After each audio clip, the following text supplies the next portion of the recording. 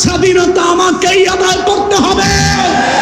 প্রয়োজনে আরেকটা ৭১ হবে, প্রয়োজনে আবার বাংলা স্বাধীন হবে, প্রয়োজনে এই বেদিনদের গোলামদের কাছ থেকে দ্বীন ইসলামকে আবার স্বাধীন করা হবে। আমি ইসলাম পালন করব ওলি আল্লাহদের দেখানো আদর্শ মোতাবেক, মূর্তি পূজারীর আদর্শ মোতাবেক না। ঠিক কিনা বলো? ওলি আল্লাহর আদর্শ মোতাবেক আমরা ইসলামকে এই দেশে পরিচালনা করব।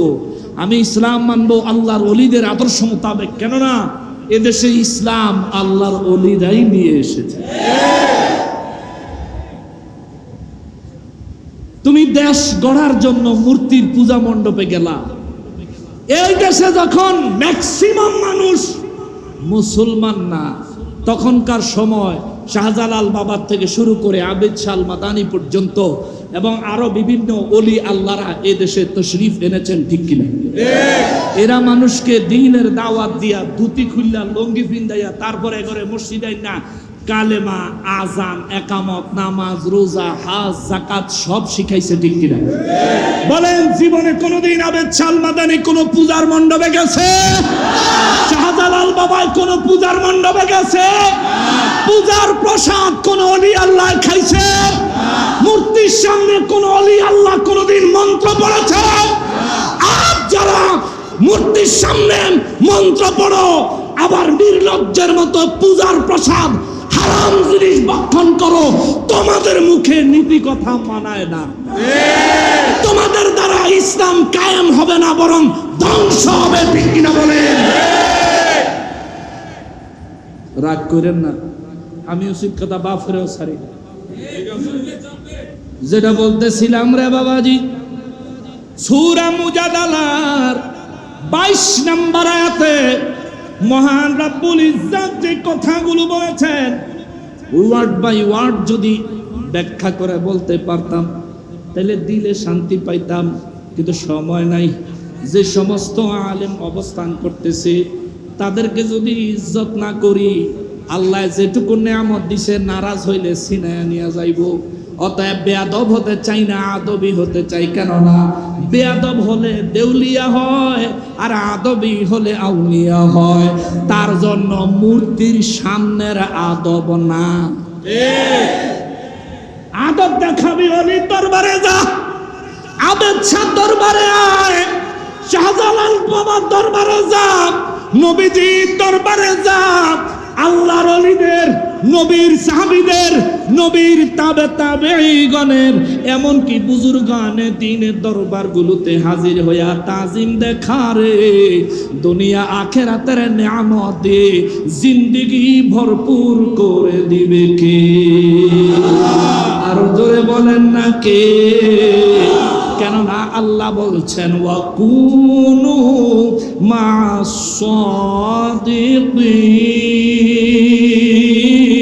মাস-সাদিকিন। আল্লাহ বলছেন সৎ লোকদের সঙ্গ লাভ করো। আবেদ শাহ মাদানী সাহেব সৎ না অসৎ? জীবনে কোনোদিন কারো ক্ষতি করেছেন? জীবনে কোনোদিন কারো কোনো কিছু অন্যায় ভাবে লুণ্ঠন করেছেন? কোন অন্যায় তার জীবনীতে আমরা খুঁজে পাই না। শাহজালাল বাবার জীবনীতে কোনো অন্যায় খুঁজে পাই না। ওলি আল্লাহদের জিন্দেগিতে কোনো অন্যায় খুঁজে পাই না। তাদের কাছে যাও না, 10টা হাতলা মূর্তির কাছে যাও। তুমি মিয়া আহাম্মক, তুমি বক্তব্য দাও 10টা হাত লইয়া দুর্গা দেবী নাকি এই দেশে রহমত লইয়া আইছে। আউযুবিল্লাহ। বেক কলে কয় কিরে, যদি 10টা হাত হইলে রহমত হইতো। গতবারও তো 10টা হাত লইয়া আইছে, এইবারও তো 10টা হাত লইয়া আইছে। হাত যেহেতু বাড়ে নাই, আহাম্মক রহমত বাড়ে নাই। ঠিক, রহমত আইব কইতে? 10টা হাত আরেকজনে বানায়া দিছে। কোন রকম পূজা টুজা কইরা যারা পূজা করছে হেরাই নিয়া পানি চুবাইব। আমরা কোন ধর্মকে ছোট করছি না, এটা তাদের পূজার আনুষ্ঠানিকতার একটা অংশ। হেরাই হাগো মূর্তির নিয়া পানির ভিতরে চুবাইব। এরে আহাম্মদ, তোর মতো দুর্ভাগা আর কেউ নাই রে। আব্দুল্লাহ ইবনে উবাই ইবনে সুলুলের মতো হইছস। নবীর ইসলাম পাওয়ার পরেও আব্দুল্লাহ ইবনে উবাই মুনাফিক হইছে। তুইও অলির কাছ থেকে ইসলাম পাওয়ার পরেও মূর্তির কাছে গিয়া ধর্ণা দিছস ভোটের লাগা। মনে রাখবি, তোর জন্য দুনিয়া এবং আখিরাতে শুধুই আযাব, শুধুই আযাব, শুধুই আযাব। ঠিক কিনা বলে? নূর নবী রহমাতুল্লিল আলামিনকে প্রস্তাব দেয়া হয়েছিল মক্কার কাফের বেঈমানেরা, হুজুর আপনি 1 বছর আমাদের মূর্তি পূজা করবেন, পরবর্তী 1 বছর আমরা আপনার খোদার ইবাদত করব। জোরে বলেন না নাউযুবিল্লাহ। এটা প্রস্তাব দিল কারা? কাফেরেরা। সহজে বলেন, এটা প্রস্তাব দিল কারা? কাফেররা। প্রস্তাব দিল আমার নবীজিকে। সাহস কত বড়! প্রস্তাব পাওয়ার সাথে সাথে আমার নবীজি কোনো বাজে রিঅ্যাক্ট করেন নাই। কিন্তু কাফের বেঈমানেরা আমার নবীজিকে যে প্রস্তাব দিয়েছিল, এই প্রস্তাবটা দেখেছিলেন কে? আল্লাহ। শুনেছিলেন কে? আল্লাহ। নবীজি কোন রকম প্রতি উত্তর করেন নাই, অপেক্ষায় আছেন আল্লাহ কি বলেন। জোরে কথা সুবহানাল্লাহ। আল্লাহ বলেন, বিসমিল্লাহির রহমানির রহিম, কুল ইয়া আইয়ুহাল কাফিরুন।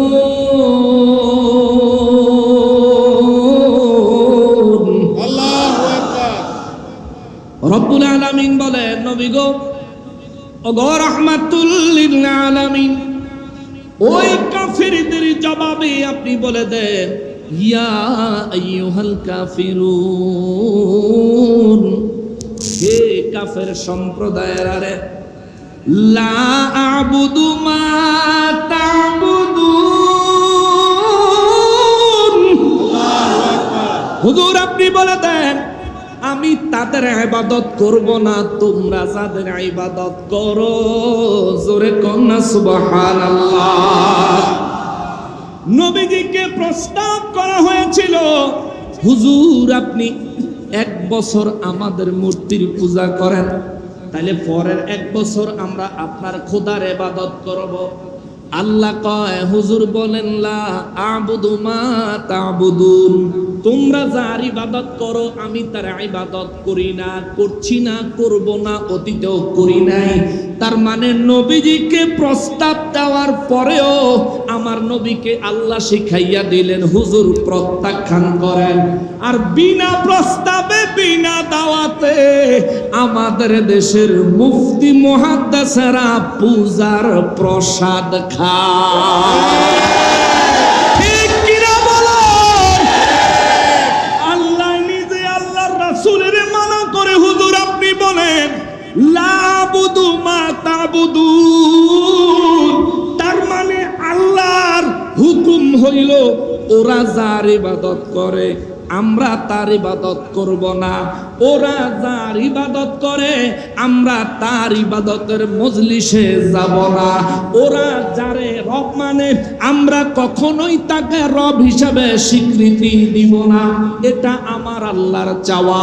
আমার নবীও প্রত্যাখ্যান করে দিলেন। কিন্তু আফসোসের বিষয় হলো, আমাদের দেশে নির্বাচনের ভোটের জন্য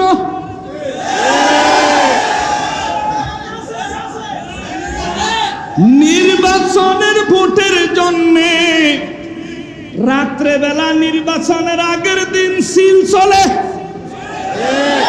ঠিক কিনা? রাত্রে বেলা নির্বাচনের আগের দিন সিল দিয়া অনেকে পাস করে। ওই ব্যক্তি যত বড় দুর্নীতিবাজ, তার চাইতেও জঘন্য দুর্নীতিবাজ হলো মুসলমান হইয়া পূজার মণ্ডপে হাজিরা দিয়া হিন্দুদের ভোট কালেকশন করা। কথা বলেন ঠিক কিনা? এই দেশ 95% মুসলমানের দেশ। তুমি যদি ভালো মানুষ হও, একটা হিন্দু যদি তোমারে ভোট না দেয়, একজন বৌদ্ধ, একজন খ্রিস্টান, একজন ইহুদিও যদি তোমারে ভোট না দেয়, শুধু মুসলমানরা ভোট দিলেও তুই পাস করবি।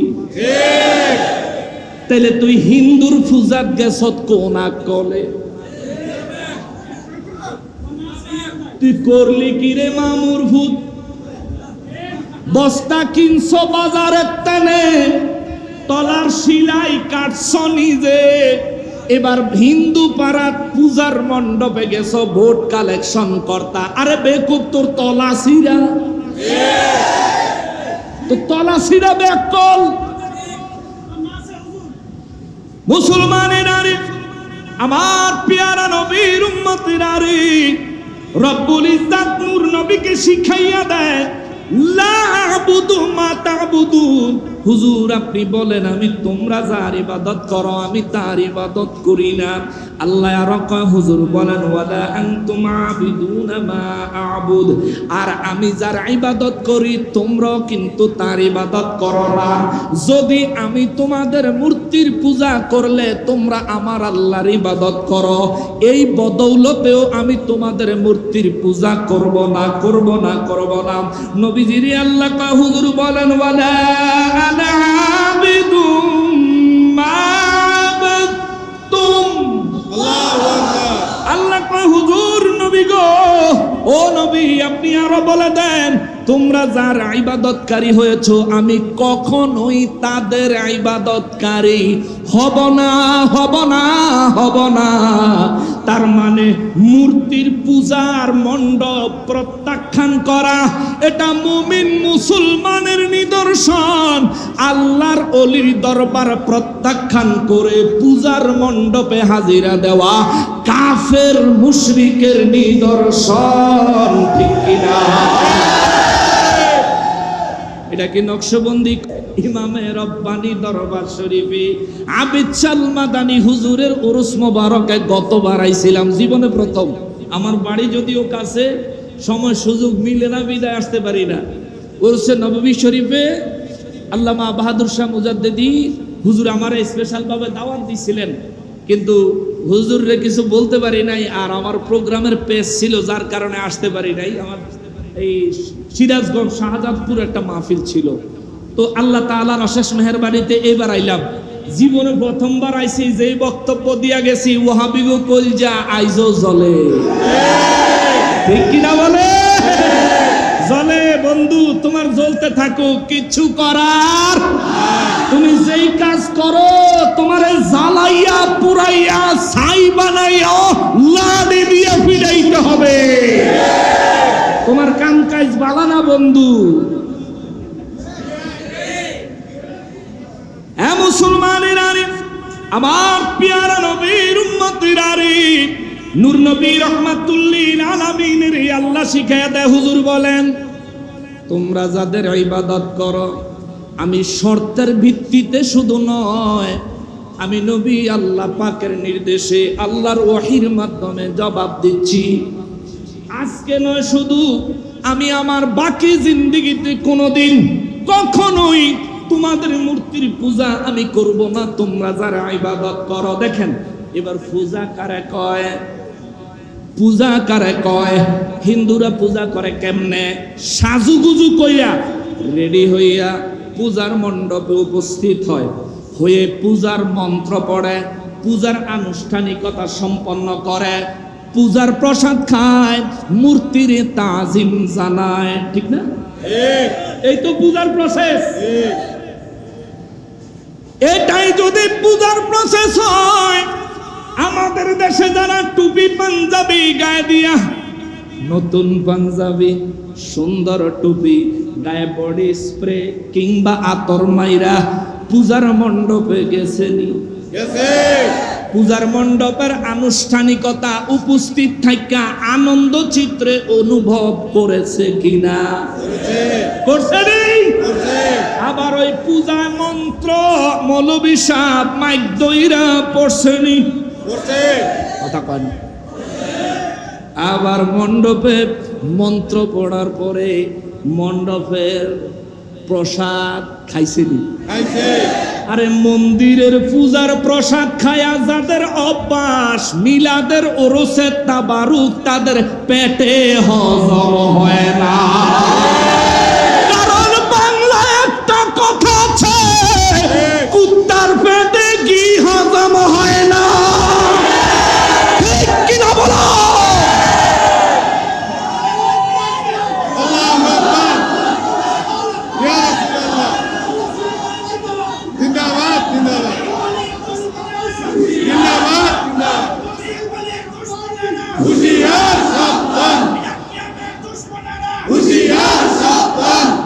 বেশি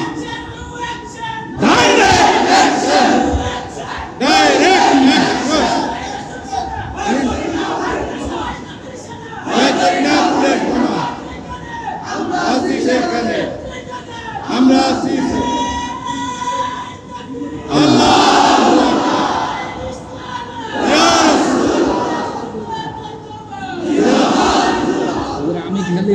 আমি গেলে একলা পাগল না, এখনো বহুত পাগল আছে হুজুর। আমার বক্তব্যে আমাদের ওলামায়ে কেরাম মুরব্বীরা যারা আছেন তারাও আমারে নসিহত করেন, আর একটু রইয়া সইয়া, আর কত সইতাম, আর কত সইতাম। কি করছে কি করে নাই তারা? মুর্শিদপুর দরবারটা ভাঙ্গা তছনছ করে দেয়া গরু চুরি করছে। আল্লাহর ওলিদের দরবারগুলো ভাঙচুর করে দরবার থেকে বিভিন্ন জিনিসপত্র চুরি করছে। আল্লাহর ওলিদের দরবার মাইক দিয়া ঘোষণা দিয়া ভাঙচুর করেছে। নুরা পাগলারে 17 দিন পরে কবর থেকে উঠাইয়া জ্বালা দিছে। এখনো যদি চুপ করে থাকি আল্লাহর দরবারে আমরা আসামি হয়ে যাব।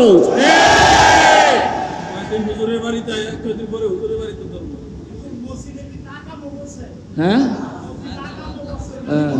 হেজা তাইতাছি, ওখানে আসতেছি, কিন্তু আমাদের আফসোসের জায়গা, আমরা আর কতদিন চুপ থাকবো? আমরা কতটা নরম হব? আরে আমরা নরম হব মানে কি এমন? আমার ঘরে চোর ঢুকবে, গরু চুরি করে, বাতিল চুরি করে, বিরিয়ানির ডাক চুরি করে লয়ে যাইব, আল্লাহর ওলির দরবারে আগুন দিব, পূজার মণ্ডপে যায় প্রসাদ খাইব। হয়তো আছি নয়তো গেছি, হকের জন্য লড়ব। আল্লাহু আকবার।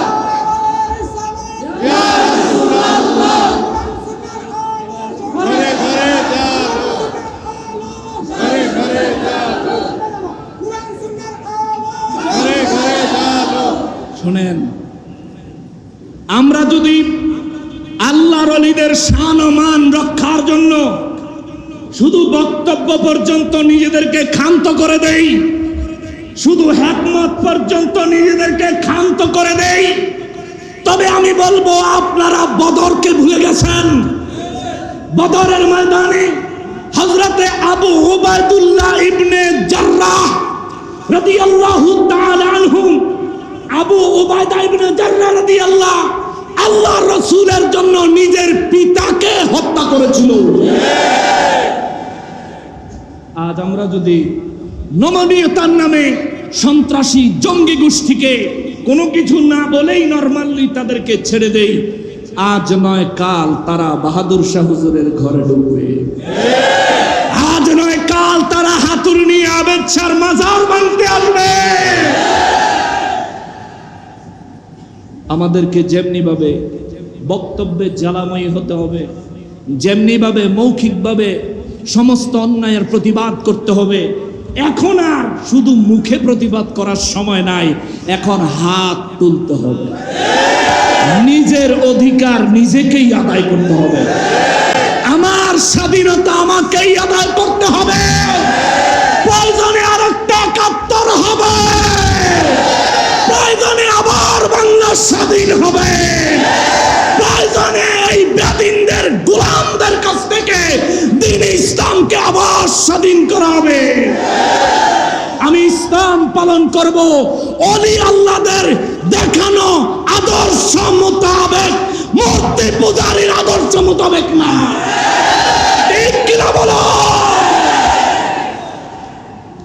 ওলি আল্লাহর আদর্শ মোতাবেক আমরা ইসলামকে এই দেশে পরিচালনা করব। আমি ইসলাম মানবো আল্লাহর ওলিদের আদর্শ মোতাবেক, কেননা এদেশে ইসলাম আল্লাহর ওলিরাই নিয়ে এসেছে। তুমি দেশ গড়ার জন্য মূর্তির পূজা মণ্ডপে গেলা। এই দেশে যখন ম্যাক্সিমাম মানুষ মুসলমান না, তখনকার সময় শাহজালাল বাবার থেকে শুরু করে আবেদ শাহ মাদানী পর্যন্ত এবং আরো বিভিন্ন ওলি আল্লাহরা এ দেশে তশরিফ এনেছেন, ঠিক কিনা? এরা মানুষকে দ্বীনের দাওয়াত দিয়া, ধুতি খুললা, লঙ্গি পিন্দাইয়া, তারপরে করে মসজিদে না কালেমা, আজান, একামত, নামাজ, রোজা, হজ, যাকাত সব শিখাইছে, ঠিক কিনা? বলেন, জীবনে কোনোদিন আবেদ শাহ মাদানী কোন পূজার মণ্ডপে গেছে? শাহজালাল বাবা কোন পূজার মণ্ডপে গেছে? পূজার প্রসাদ কোন ওলি আল্লাহ খাইছে? মূর্তির সামনে কোন ওলি আল্লাহ কোনদিন মন্ত্র পড়েছে? আজ যারা মূর্তির সামনে মন্ত্র পড়ো, আবার নির্লজ্জের মতো পূজার প্রসাদ হারাম জিনিস ভক্ষণ করো, তোমাদের মুখে নীতি কথা মানায় না। তোমাদের দ্বারা ইসলাম কায়েম হবে না, বরং ধ্বংস হবে, ঠিক কিনা বলেন? রাগ করেন না, আমি উচিত কথা বাফরেও ছাড়ি। যেটা বলতেছিলাম রে বাবাজি, সূরা মুজাদালার 22 নম্বর আয়াতে মহান রব্বুল ইজ্জত যে কথাগুলো বলেছেন, ওয়ার্ড বাই ওয়ার্ড যদি ব্যাখ্যা করে বলতে পারতাম তাহলে দিলে শান্তি পাইতাম, কিন্তু সময় নাই। যে সমস্ত আলেম অবস্থান করতেছে তাদেরকে যদি ইজ্জত না করি, আল্লাহ যেটুকু নেয়ামত দিছে নারাজ হইলে ছিনায়া নিয়ে যাইব। অতএব বেয়াদব হতে চাই না, আদবি হতে চাই। কেননা বেয়াদব হলে দেউলিয়া হয়, আর আদবি হলে আউলিয়া হয়। তার জন্য মূর্তির সামনের আদব না। আদব দেখাবি অলির দরবারে যা, আবেদ শাহ দরবারে আয়, শাহজালাল বাবার দরবারে যা, নবীজির দরবারে যা, আল্লাহর ওলিদের, নবীর সাহাবীদের, নবীর তাবেঈগণের, এমনকি বুজুর্গানে দ্বীনের দরবারগুলোতে হাজির হইয়া তাজিম দেখারে দুনিয়া আখিরাতের নিয়ামত দিয়ে জিন্দেগি ভরপুর করে দিবে কে? আরো জোরে বলেন না কে? কেননা আল্লাহ বলছেন, ওয়াকুনু মা'আস সাদিকিন।